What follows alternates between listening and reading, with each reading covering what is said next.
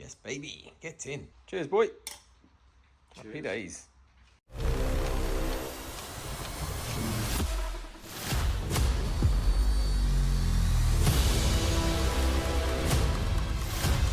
Yes, guys. Yes. Welcome back to the channel. No, this is not a hypermotard. It is the bad boy Street Fighter V4S. No, I haven't bought this. This is my buddies over there. You would have seen him at the track day. This is Rambeer's. The reason for today's video is we're answering the age-old question: dedicated phone mount or dedicated sat-nav unit.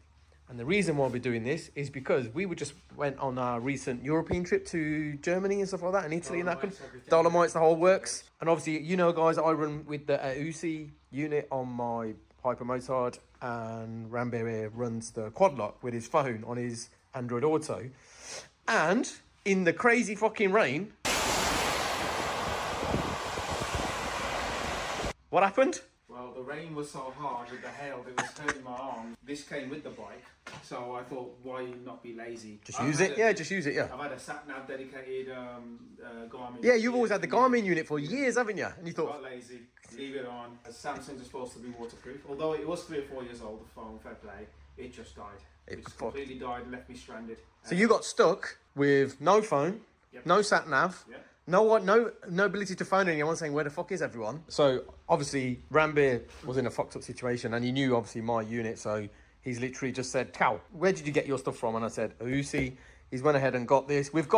It's a different model, so I advised him to get the U6, which is more Android compliant, because he's an Android Auto, I'm an Apple guy. So this video is basically going to be removing this QuadLock and then getting this installed on a Street Fighter that is already got loads of, there's hardly any space on it anyway, so let's get on with it. So we're just going to move the existing clamps. But another thing he said is this is no longer was working or charging on his phone. So he was saying that it was lighting up, and then after lighting up, it wasn't doing anything. It basically, if you start the ignition, it lights up for a second, turns off, and then if you press a button, nothing happens. It just don't turn off. See, guys, these are the hassles you're gonna get, man. Don't risk this shit with your phone, man. We'll get a proper system on. Right, the nasty QuadLock's off. We've taken the fairing off here. We've got access to the battery. We've loosened the fairing on this side in case we need to run some wires. We took the seat off the back. We may need to move the tank just to give us a bit of space around the terminals and the wires, but we're not sure yet, so we'll leave that as it is. I think next thing now, is unboxing this and finding out all the stuff in there and how all the wires and shit and all the stuff that we need to fit onto this. But before we start that out, let's do the important thing. Got some bad boys. We're gonna have might be a bit tipsy, mate. We're gonna drink that stuff? Ain't that like the hardcore fucking strong stuff, mate? It is. That's what I'm gonna need to mess with this bike. Everything that cost me on this. Shit, man. Drinking on the job, but fuck it. Let's go. Yes, baby. Get in. Cheers, boy. Cheers. Happy days. Go on then, Captain. Let's see what we got from Aoocci. I think that's the screen. That's the screen thing, isn't it? Let's have a look. Nicely packaged, look at that. Nicely packaged all the way from, I'm guessing, China. That was better packaged than the Garmin GPS that I got. Is it? Just laying on top like this. Oh, just loose on the top? Yeah.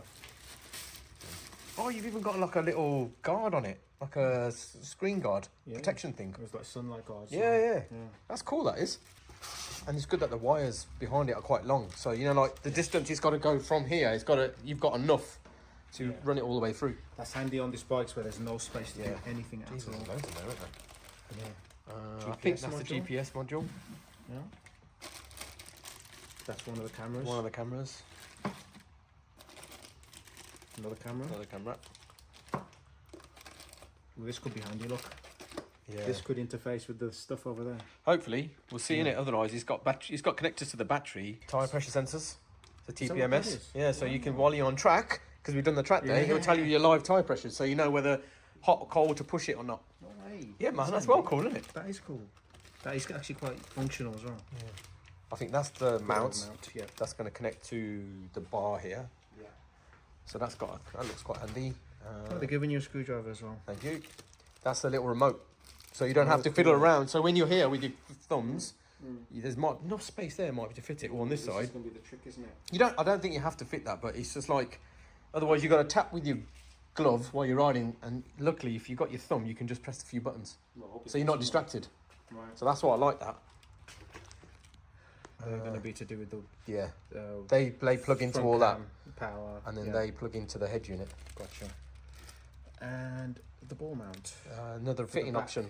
Oh, that could be. I think it's might be a magnetic release, depending if you want to use it. So I have mine fixed on there all the time. I leave it on all the time, and I think there is a couple of options that you can do, but we'll see when you get there. Handy. So now the problem, all we've got to work out is get all these wires somehow in this space. Yeah. We've done all the contents in the box. We've got the rear camera here, and I think Mr. Captain here has found a nice spot for it.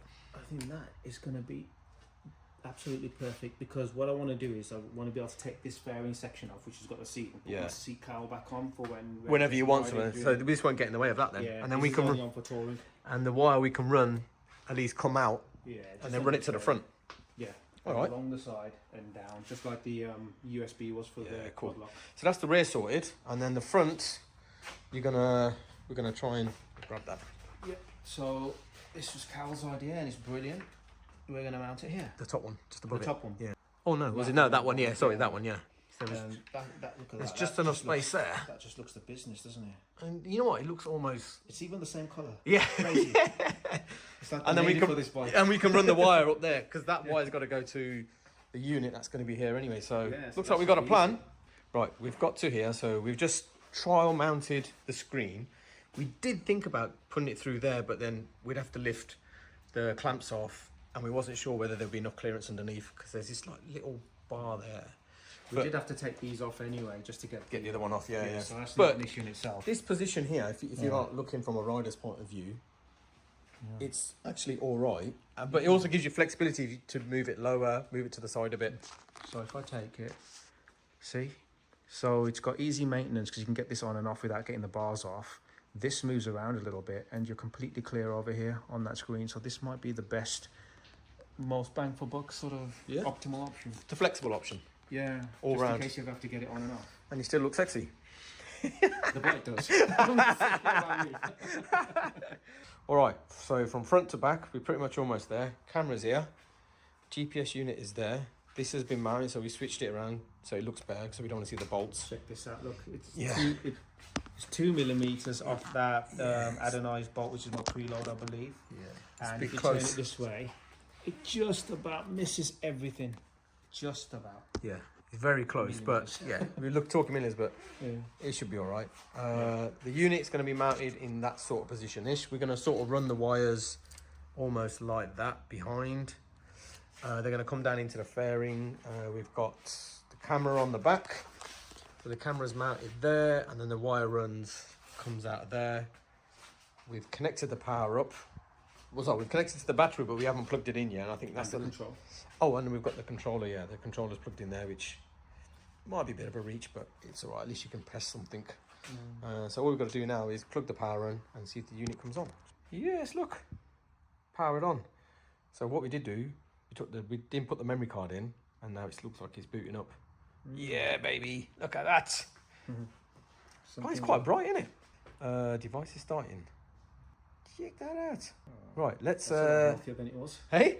Oh no, that looks much better now, isn't it? Let's fit the tyre pressure sensors, and then we can go through the whole calibration of connecting your phone to it and Android Auto and all that stuff. Look at that, tyre pressures are on, sensors. Temperature as well. It's got the temperature as well and the tyre pressure, so you're basically 34, just to prove that the cameras work. So if you want to go to the front, yay, and then check the back. Look at that, man, that's sick. The next step, because he's a Mr. Android boy, I think we go to CarLink. I think Android first, Android Auto. Android Auto. Turn on Bluetooth, which is on your phone. Connect to Moto 50, which I think you've got there. Connect to that. Press the button. That's pairing. Pairing. The numbers are okay. Pair. This only needs to be done once. Oh, we've got some spinning going on. Thinking about it. Just asked me to allow contacts, which I said yes. Cool.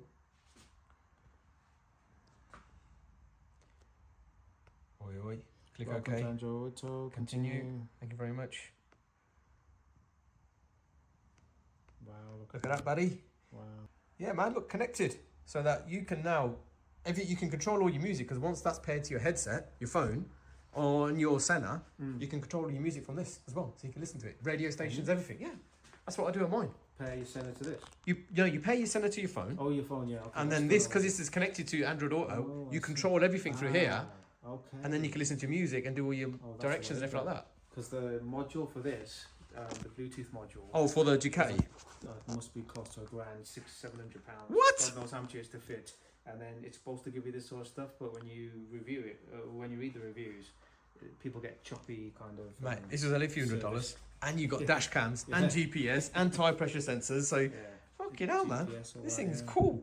Temperature of the tires as well. Yeah. So I don't know. How'd you get to your home screen? Oh, you just press to that, don't you? Yeah. Look at that. You got full on. Cool. That's awesome. It'll just be my missus all the way through. My dad, my missus, my mom. I don't live an interesting life, do I? No, but like, even like your Spotify and your Google Maps. There you go. Wow. And it's nice and big display as well, isn't it? Yeah, it's lovely. I feel like testing it out. Yeah, shit weather today, so we can't test it anyway today. But all we wanted to do is just get to this point and just. I think you're more than happy and chuffed with this, isn't you? Yeah, definitely. It's not bad for a few $100 purchase, is it, that you did? You can't go wrong, man. No. Phone's in your pocket, safe. The whole thing is waterproof. We even managed to wire it all up on a fucking crazy Street Fighter. Yes, we've got a lot of wires, but because he's got fairings and stuff, we can hide most of the wires and sort it all out. And then we've just got to find a switch. You should go behind the fairing. Switch feed from back here. We'll sort something out with that. We'll just cut this and solder it. Job done. We'll do a bit of a bod job, but yeah, Del Boy style, but no worries, man. No one's watching. No one gives a shit. But yeah, man, that's it. Happy days, man. Happy days. There you go. Aoocci U6 Android Auto setup, even done on a big crazy V4 Street Fighter V4, and it's going to obviously help out us a lot because we're going to do a lot more touring and riding, and obviously help out my man here because obviously his phone got fucked before, but hopefully this will be a lot better and he can actually still see his dash and see everything and won't get distracted. So happy days, isn't it? Light control and everything. Tire pressure sensors, everything like that. So it's a winning solution. This is so. Keep your £1,000 phone in your pocket and just spend a few $100 on this and job done. Happy with it? Yeah, definitely. 100% happy. It's brilliant. Good stuff, man. I believe the amount of stuff on it. Wicked boys and girls, wicked boys and girls. Well, you know what to do. There'll be a link in the description for this unit. So there will be like a discount code. Obviously, I've got loads of discount codes for the Aoocci on their website. So like, comment, subscribe. For all you Android Auto boys are covered as well now. So happy days and catch you in the next one.